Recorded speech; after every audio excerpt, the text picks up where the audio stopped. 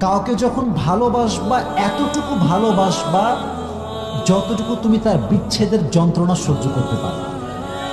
এখনকার যুবকরা যখন কাউকে ভালোবাসে সব কিছু উজাড় করে ভালোবাসে, আর যখন ছ্যাঁকা খায় 14 গোষ্ঠী ব্যাকা হয়ে যায়। এজন্য লিমিটেশন, ইসলাম আমাদেরকে লিমিটেশন শিখিয়েছে, ব্যালেন্স শিখিয়েছে। ইসলাম হচ্ছে একটা ভারসাম্যপূর্ণ ধর্ম। সুবহানাল্লাহ পড়েন।